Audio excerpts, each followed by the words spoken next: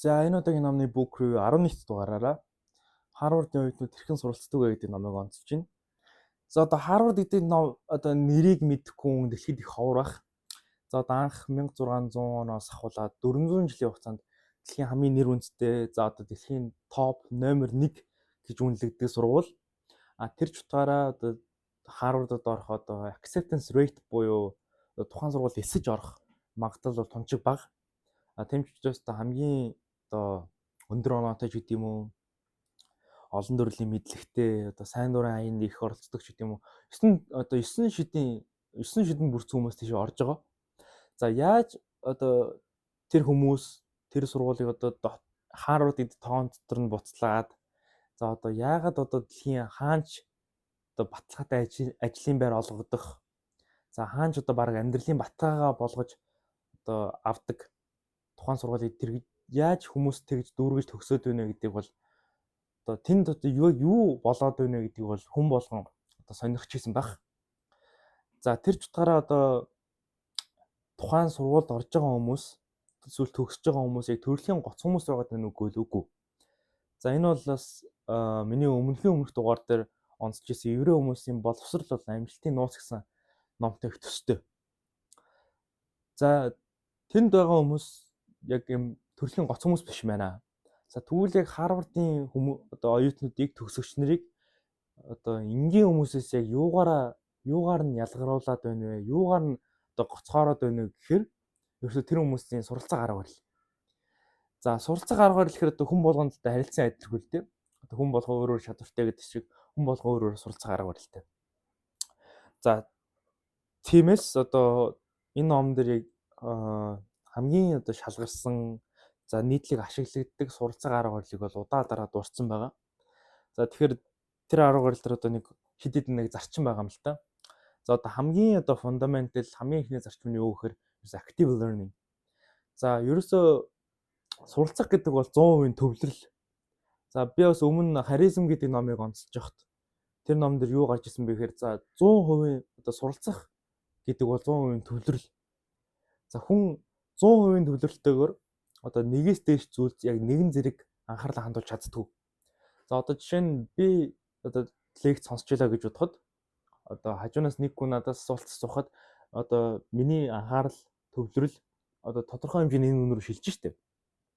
За ерөөсөө тэр би яг лекцээ сонсоод энэ үнийг бас хажуунаас хамт сонсч бол чадна.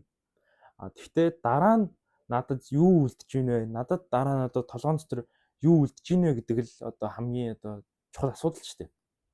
Тэгэхээр яг тэр ч утгаараа нэг зүйлдээ 100% төвлөрөх одоо хийж байгаа зүйлдээ 100% төвлөрөх нь одоо ямиг суралцах хамгийн ихний зарчим. За дараагийн зарчим нь юу гэхээр одоо тухайн сурсан зүйлээ тухайн сонссон зүйл бичсэн за эсвэл одоо харсан зүйлээ баттгах. За одоо жишээ нь хамгийн энгийн жишээг бол одоо за би ингээ 30 минутын ном уншина гэж төлөвлөчлөө. За би зүгээр 30 минут одоо нэг 15 хуудас ч гэдэг юм уу нэг уншаад болчлоо. Эсвэл би одоо 30 минутыг уншиж байгаа.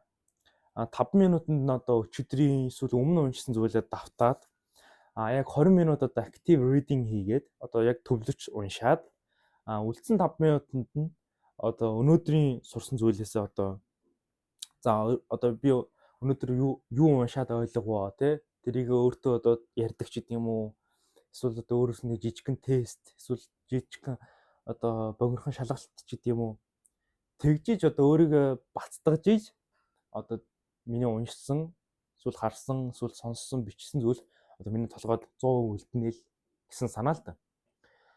Тэгэхээр одоо энэ хоёр хүний одоо суралцах одоо цаг хугацааны хувьд яг адилхан байгаа. Нэг хүн нь бол зүгээр уншичдаг, нөгөө хүн нь одоо өмнөх зүйлээ бацдагдаг, тэгээд уншдаг, тэгээд уншсан зүйлээ дахиад бацдагдаг. Тэгэхээр ерөөсөө энэ дээр л одоо бас хамгийн гол одоо ялгаа гарчаад байгаа юм л та. За 3 дахь зарчим гэх юм бол ерөөсөө тууштай байдал.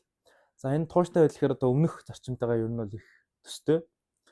За хүн одоо жишээ нь одоо оюутнууд ч гэдэг юм уу те яг шалгалтын өмнөх өдөр их цагаар сууж бэлдээд эсвэл одоо бие даалтаа хураалгахын өмнөх өдөр нь ч гэдэм үү олон цагаар сууж бэлддэг. Эсвэл одоо бие даалтаа ч юм уу шалгалтаа эсвэл одоо тухайн онолыг одоо үзсэн хичээлээ тодорхой хэмжээнд өдөр болгон одоо тодорхой хэмжээгээр их цагаар биш дээ энэ ч ерөөсө хэдхэн минут одоо бацтгаад өдөр болгон тэрийгээ давтамжтай одоо олон давтамжтайгаар тууштай бэлтгэхэд ер нь бол дараа нь одоо толгойд төр илүү их үлддэг. За тэгэхээр ерөөсөө энэ гурван зарчим л ерөөсөө одоо Харвардын оюутнууд гэдэг одоо оюутнуудын суралцах арга барил болоод байгаа. Энэ бол нийтлэг чанар.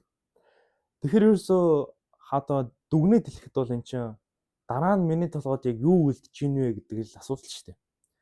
Тэнд бол одоо их цагаар бэлдэх байна уу? Эсвэл одоо тэр хүний хэрэг гоц, эсвэл хэр одоо ямиг дүгндэг ч гэдэм үү, хэр одоо сандаг ч гэдэм үү, тэр бол ерөөсөө хамаагүй. Дараа нь одоо миний толгойд юу үлдэж ийнэ гэдэг л одоо хамгийн чухал шүү дээ. За тэр ч утгаараа одоо дэлхийн хамгийн одоо мэдлэгтэй чадвартай хүмүүсийг бэлтгэдэг Харвард гэдэг сургуулийн оюутнуудын хэрэгэлдэг суралцах арга барил бол ийм байгаад байгаа.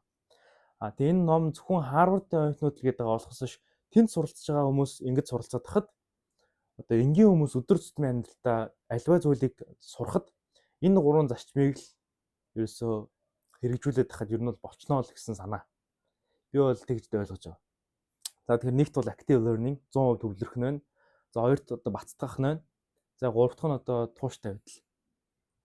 За тэгээд энэ гурван зарчим бол одоо хамгийн шалгарсан л гурван зарчим байгаад байгаа.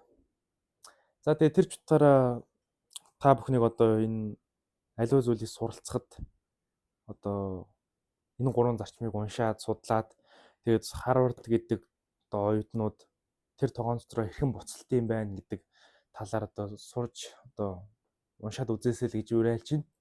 За тэгээд ирэх номны book review 12 дугаараараа уулзъя.